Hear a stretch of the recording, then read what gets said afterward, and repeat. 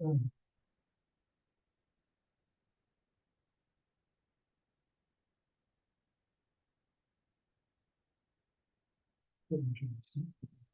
that? Yeah. Oh my gosh. Yeah, I can't bring my kids in. It's just complex, yeah. Okay.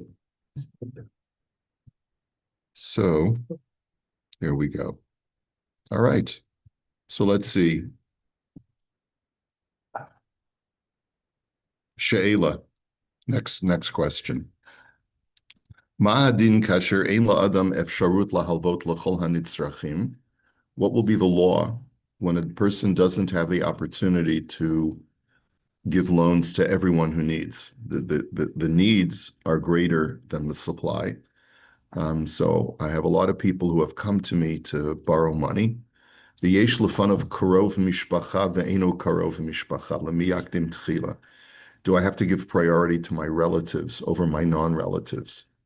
So the answer is kashem shetzarach lahaktim likrova v'laniye iro b'nesinas hatzdaka. That just like you have to give priority to your relatives and then to your local neighbors, as far as Hilchos tzedakah, those take priority. Kach karovav ha'aniyim kodimim b'mitzvahs halva. The same thing applies in the laws of loans. V'aniye iro kodimim laniye iro acher. So first of all, you have to give priority to family members. So if your pesky brother-in-law, not necessarily pesky, I love my brothers-in-law, right? If they ask you for a loan, you have to give them first, and then the poor of your own city take priority over the poor of another city. But here's something interesting. What if you can either help your wealthy relative who just needs a temporary handout or a temporary loan, or you can help an ani, someone who really qualifies as a poor person, who's not your relative. So the ani, who's the non-relative, takes priority over the ashir, who's a relative. But then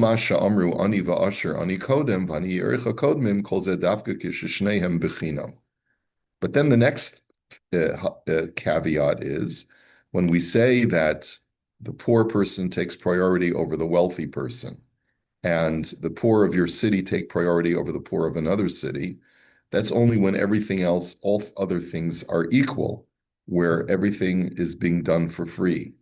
Aval imzeh she'en lo din kedima rotza likach mimenu hamaos be'iska, she'yihya lo revach mizeh, ucheshiyal v'lazeh yafsid osa revach ve'en yodo maseges, eino mechuyev lahalvos lazeh b'chinam. However, if let's say one person wants to take a loan from you and use a heter iska so that you can benefit from the loan. So you do have permission in halacha to draw up a heter iska as long as it's drawn up correctly. And you do have a right to say, listen, I need the income if I'm going to be using my money. And so you do have a right to say, I can give priority to that person who I'm going to lend money to, and he's going to use that money as an investment and give me back a return on that investment. You do have a right to do that over lending out your money for free. Now, that's true.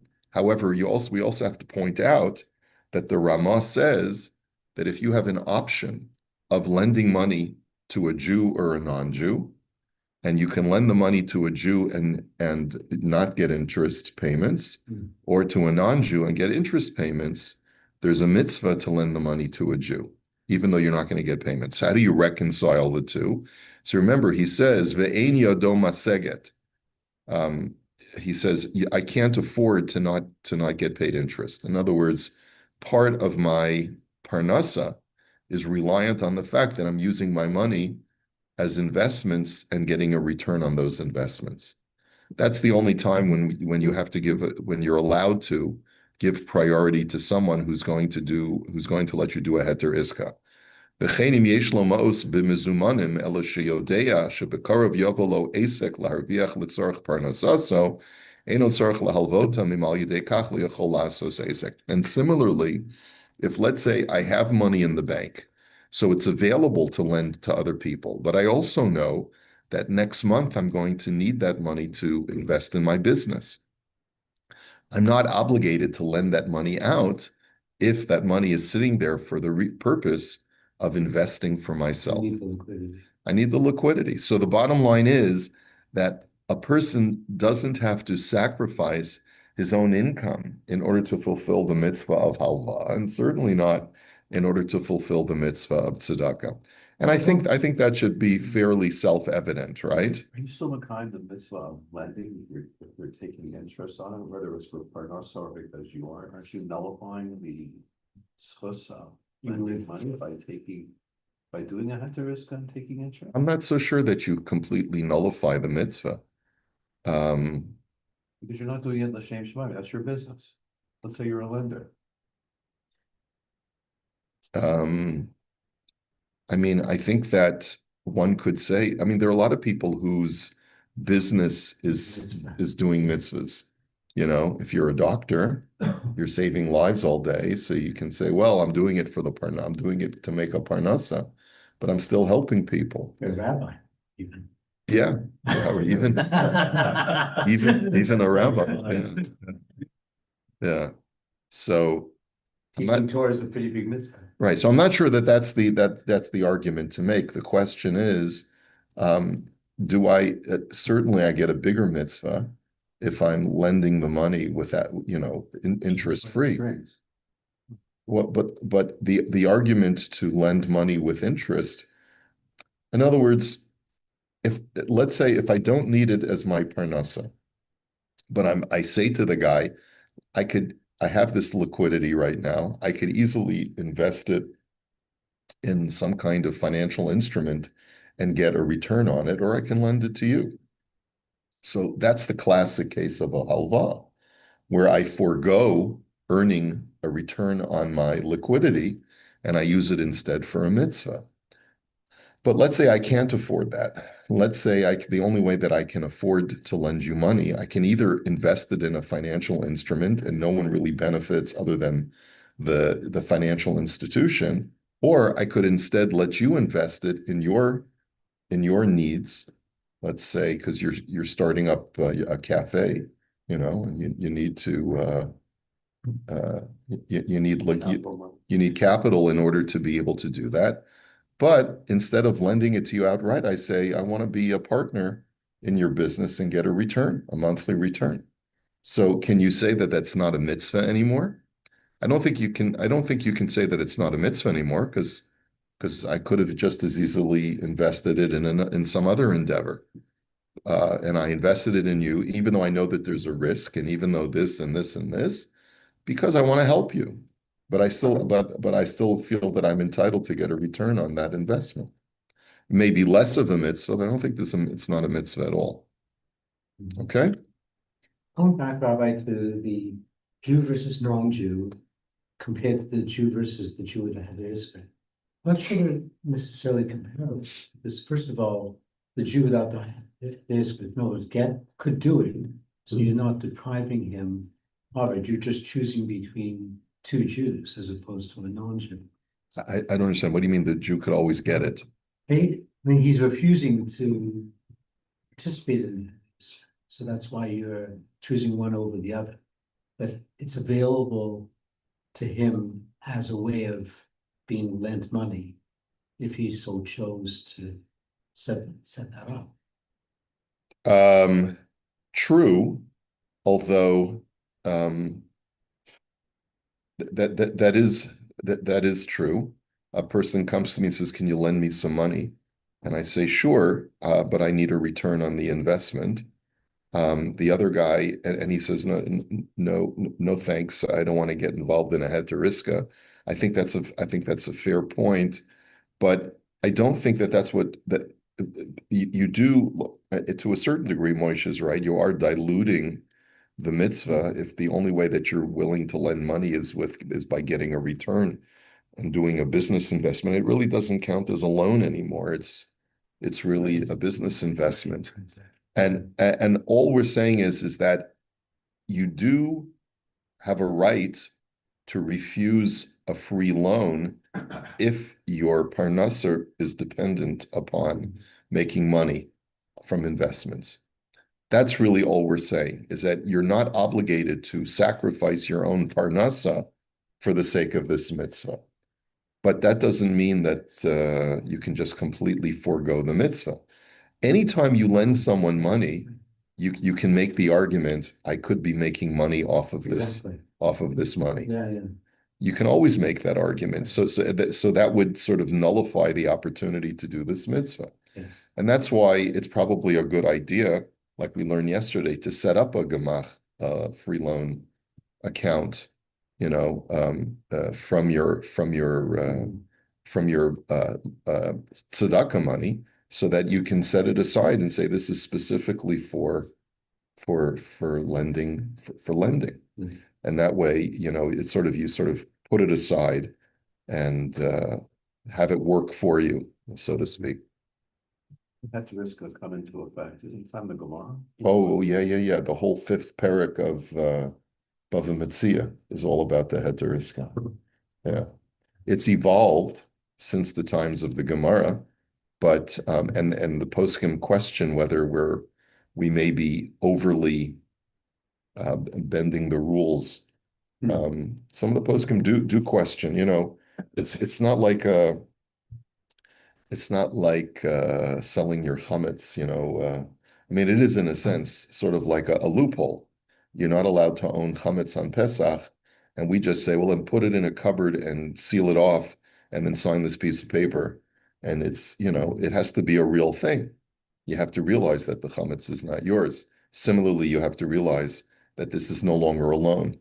It's no longer a loan. It's an actual business investment. And the question among the poskim is, does there have to be actual risk? Some poskim question the whole concept of, let's say, a Jewish bank offering a heter iska when you sign up for an account. You look, there's the fine print in Hebrew that says, by the way, we utilize heter iska to justify being able to pay you interest on your account, right? When most people, for them to charge you. yeah, Yeah. right, and most people don't even realize that's what they're relying upon.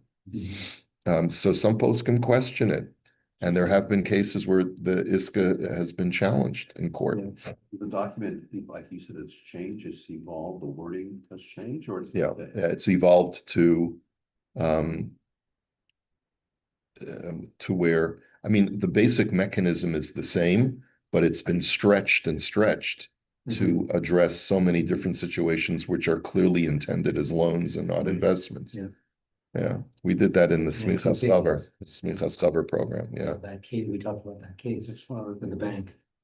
Yeah. With regards to giving priority to who you give tzedakah to, so if you've given tzedakah out and you've given it to your family and to your neighbors, your community, and then you get people coming from other towns versus not turning down the mitzvah because the mitzvah done, giving someone tzedakah. You don't turn away anyone empty-handed, so you give them a small amount. You give them $1. You fulfill the mitzvah of tzedakah with a minimal amount. And if the person says it's not enough, you wish them the very, very best. They collect them here. They're building yeshivas in Lakewood, Montreal. Like they come from all over. Yeah.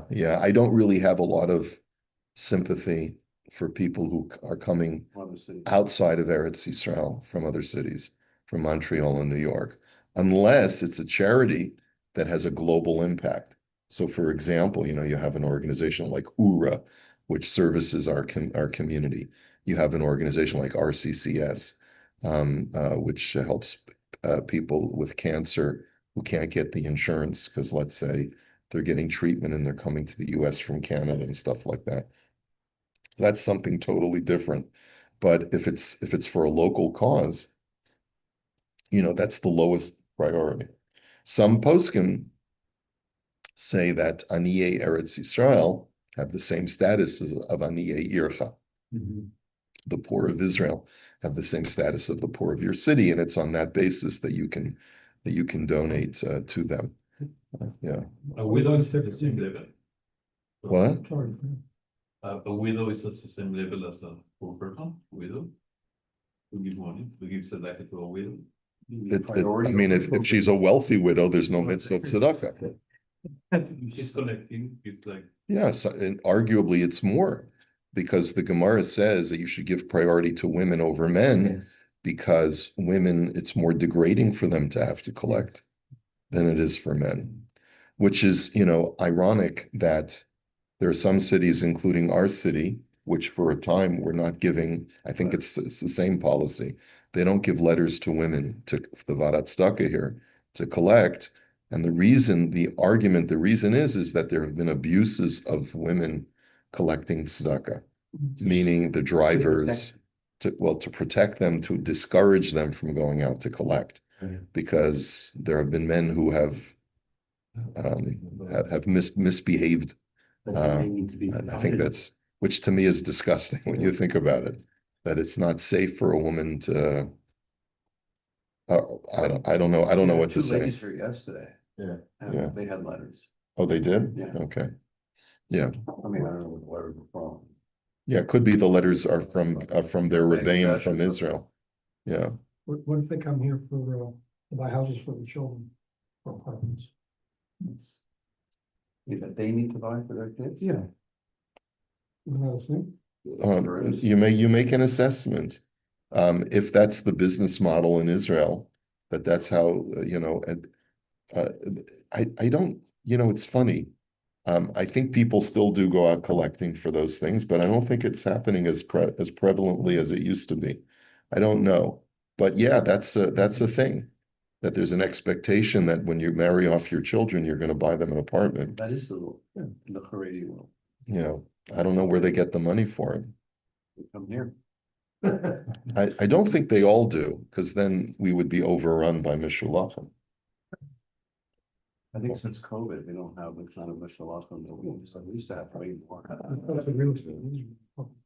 That's two things. Yes, I don't know how it works. Okay, next she'ela. Misha hilva lechaver sikum shel kesef, ve'achar kach hitbarer shehaloi ve'yorad min achasav, v'choshesh hamal v'shechaver lo yachzir lo et ha'alva bizman hamiyuad. So, a guy lends money to a borrower, and he finds out that the fellow has had the bottom crash from under him, meaning that he's now gotten even worse financially than he had when he took out the loan. And he realizes this guy's not going to be able to pay me back on the date that we had agreed upon.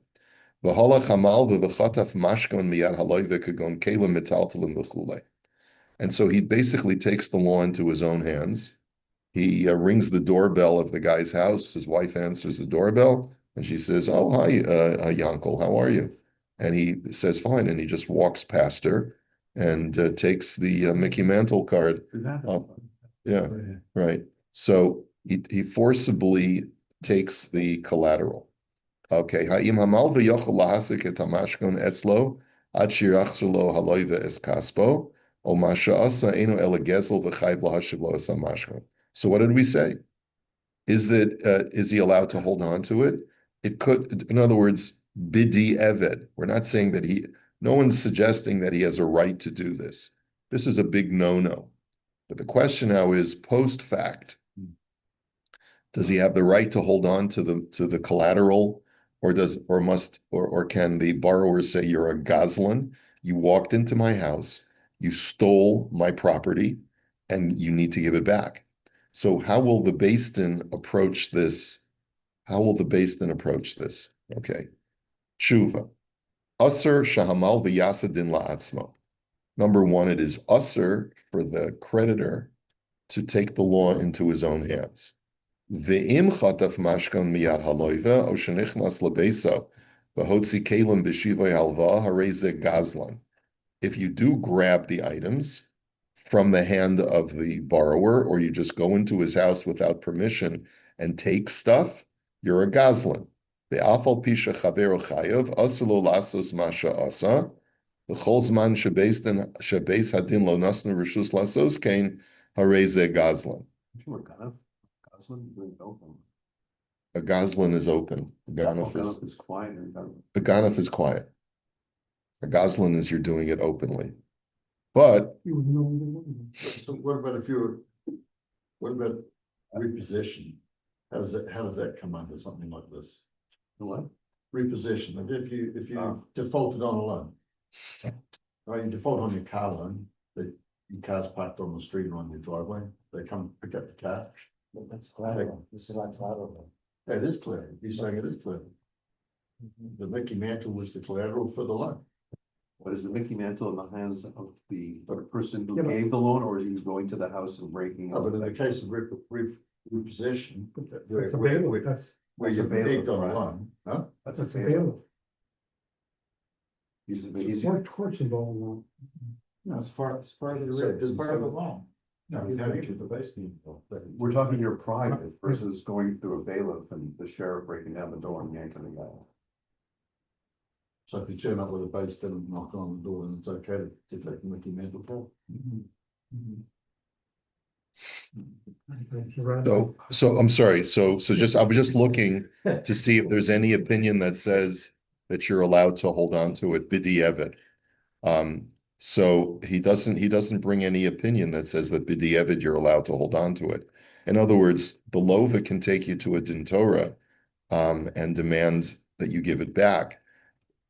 The only problem is that the way that Bate didn't work, the process is usually very slow, so that by the time you get a hearing in front of a Beis Din, the loan will probably have matured.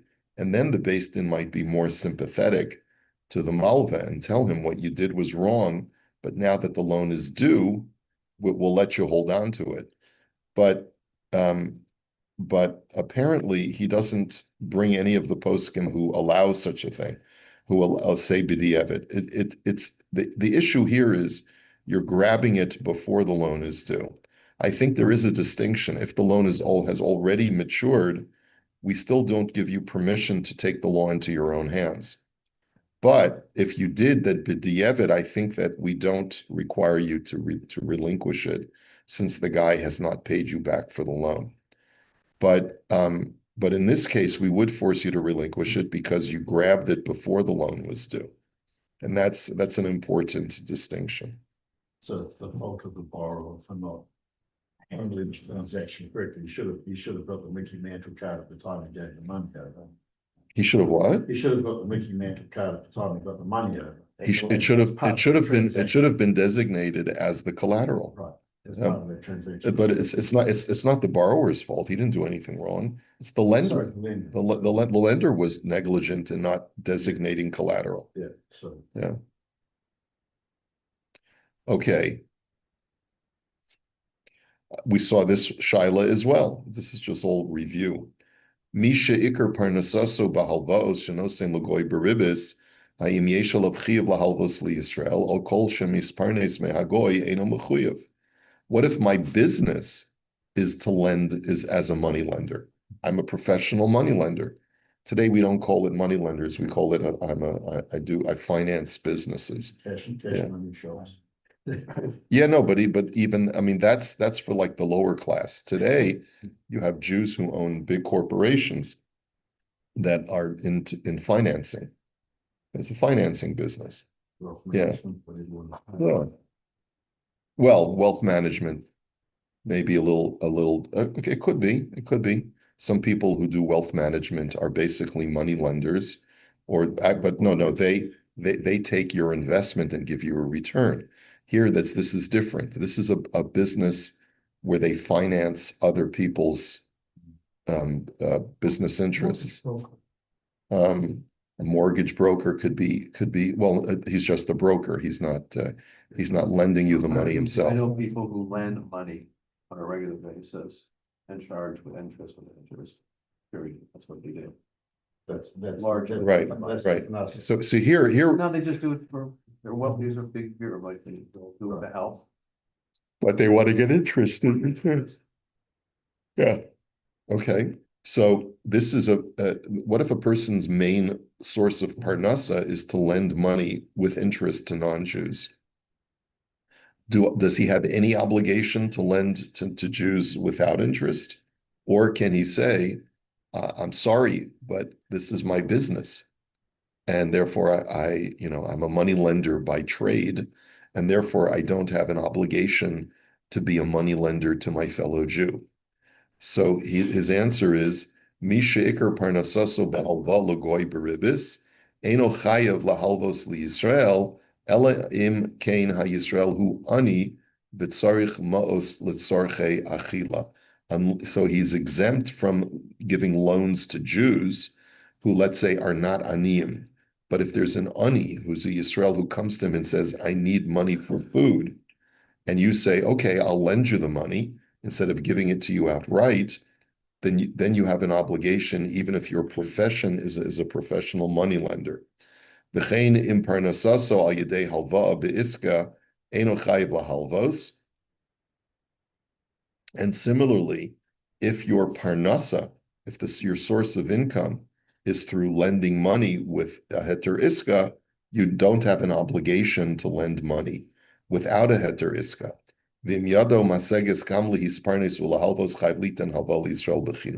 However, if you can make enough income from your money lending business and then do free loans on the side, then you have an obligation to do so. So it all depends on what you can afford.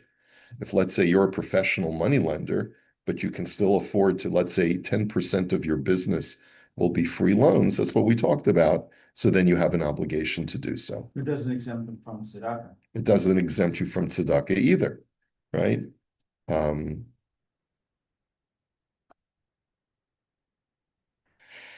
that's what the Chafetz Chaim says, especially if one of the people seeking to borrow money is an ani. Then you can't say, well, my business model is to lend money with interest, and let's do a heter iska. The guy's an ani. You should try your best to avoid a loan with an iska. Okay. Next. Lova mishnei anoshim ba'al peh ofen hashavas halva. Okay, when you borrow from more than one person. Okay, mishalova mishnei anoshim b'milva al peh, ha'im yochel lahachzer b'zman hapiron le'echad mehem eschovo, o eno rashai ela im kein kishanim soim shnehem yachdav. If I borrow from two people, we had this case when we talked about Ron's situation where two people acted as a guarantor. Here's a situation where you have two guys who are lending me money. I need $1,000. Each one can come up with 500. And so I borrow the money from both of them. Can I pay each one back individually, or must I make sure that they're both together when I repay the loan? So different amounts, or they have to each see. It doesn't. He gave the same amount to each guy back, like he paid half now and half. I don't know if it makes a difference whether it's the same amount or not. I would think the question would be, this guy, I'll pay him back first, and I'll pay this other guy back. Go back to the money first. He gave the money at the same time. I mean, it could be that when the loan is mature, you only have enough to pay back one of them. So is it okay to do that in order to at least pay back one of them? But he's asking a more generic question. Do you have to have them both together when you repay the loan, or can you pay each one separately? Each one? Problem. Each one's going to know that they got money, so you're not worried they're not. What would be the Havamina problem? So I guess we'll take a look at the notes in a second. Mishalava mishnayim, or mishnayim kashem shotfim, the milva alpeh. If a person takes out a loan without paper. See, if there's paper, then you would probably have two promissory notes that are outstanding. So you could just collect each note separately. But let's say the loan was done orally without any paper. Eino rishai lifro le'echad mehem klum ela ad sheyavo shnehem yachad o sheyitnu harsha zeh lazeh.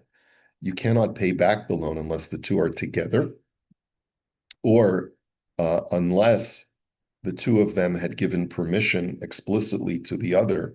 I don't mind if you get paid back in my absence. Okay? If Kol echad mehem yachol ligvos es kol hachov kishemotzi hashtar. But if the two people were partners on a loan that was done on paper, then either one can collect the whole amount and just surrender the promissory note.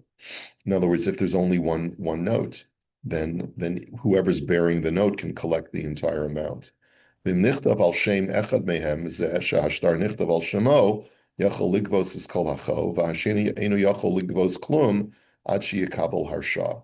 And if the promissory note only had one of their names on it, then only the person whose name is on it has a right to collect the debt, unless the other partner was given, there was a clause made for him that he also has a right to collect.